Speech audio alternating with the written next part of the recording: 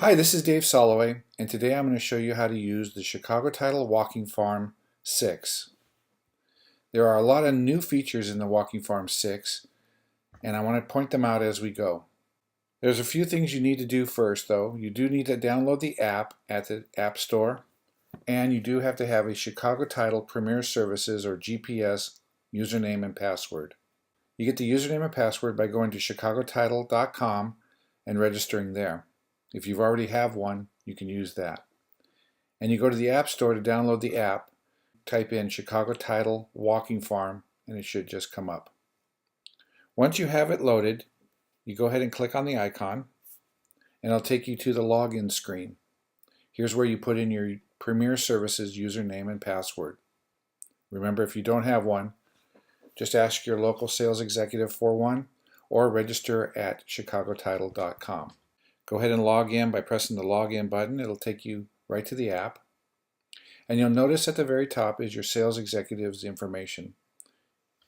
Below that you have My Farms, Walking Farm, Polygon Farm, Subdivision Farm, and a property profile. And then at the bottom, log out. This session we're going to talk about the Walking Farm. So click on Walking Farm, and it's going to take you to your current location. Then you want to type in the address at the top of where you want to start your farm.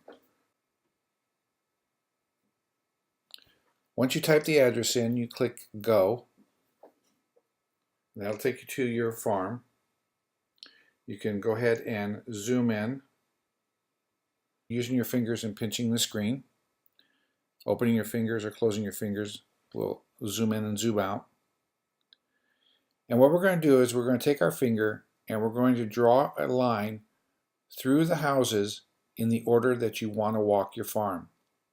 So to do that, we start by clicking the Draw Map button, the red button in the bottom left corner, and we take our finger and we draw a line through the houses in the order that we want to walk the farm.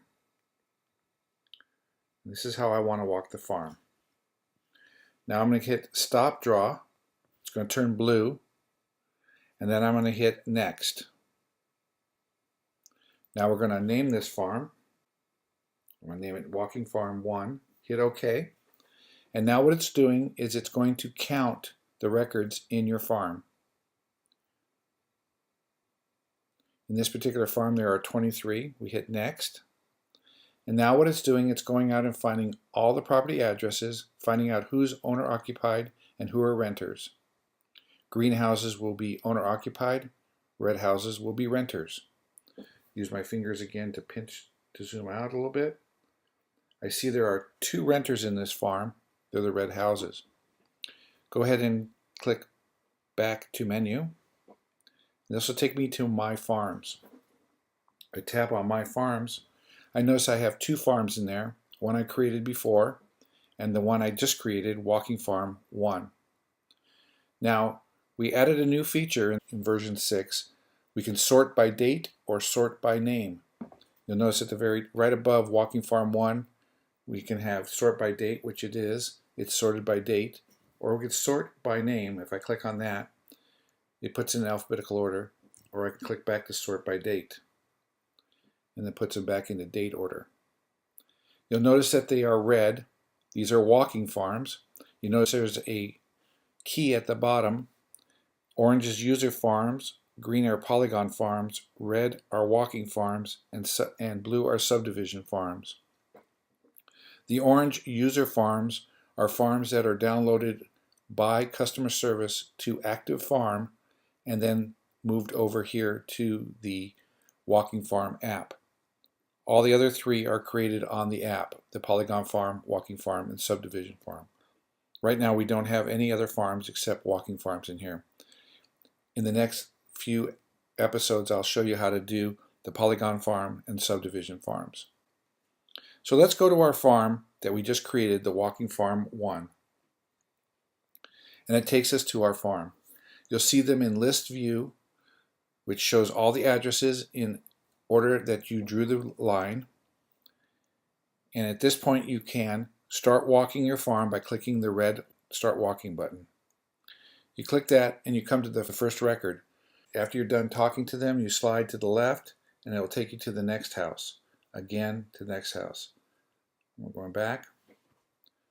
Let's do the back button again to go back to the list view, because there's a couple things here I want to talk about.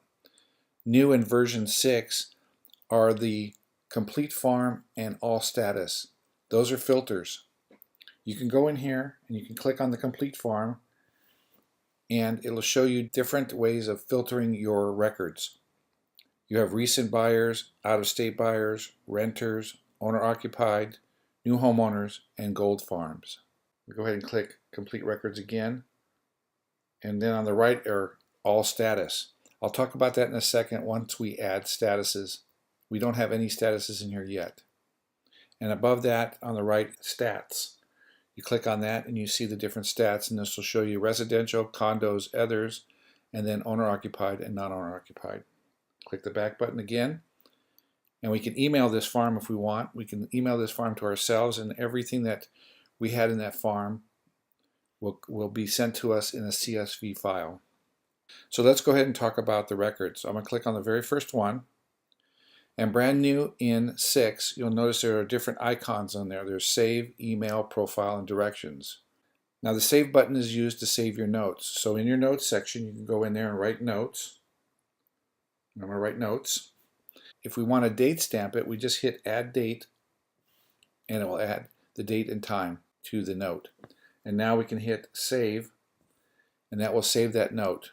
Now when we slide to the next one, then we come back, that note is saved. It'll be included in the email when you email the farm to yourself. That's the purple little circle. If you click that, you can email this record to yourself or to a customer. The blue icon with the little person in it is profile. You can get a property profile on this particular record by clicking on it. It loads the profile, and once it's loaded, you can slide up and see all the details of this property with comps all the way to the bottom, and there should be a map at the very bottom. Yes. I'm going to slide back up. I'm just using my finger to slide on the screen.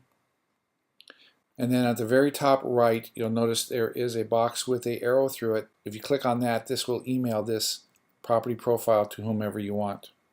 You'll notice that in the profile, you can click on any document number and get that document will load. And at the very bottom, you can email this. Double click your home button. You're back to your property details.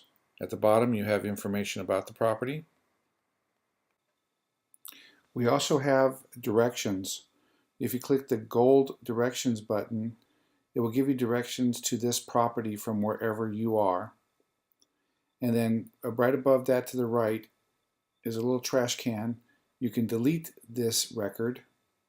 And then at the very top, if you hit the little target button, it'll take you right to the property that's closest to you. So if I click it, it takes me to this property. Now this property is closest to me. This is great because if you want to get to a property closest to you, say you drive to the middle of your farm and you want to start right where you are, you click this target button and it'll take you to the property closest to you. Now, as far as adding set status, we can set the status on this property by clicking the set status button, changing it to whatever we want. Maybe this person isn't home, we want to set that. And you'll notice the icon on the right turned red. Each status has a different color. This one's going to be a prospect. This one is going to be not home. And this one's going to be follow-up. And this one is going to be prospect. Okay, so we have all those different statuses.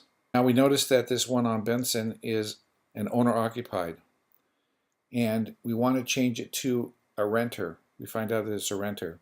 So we go to owner-occupied, little slider button, click it, hit yes, and now you'll notice it turns red.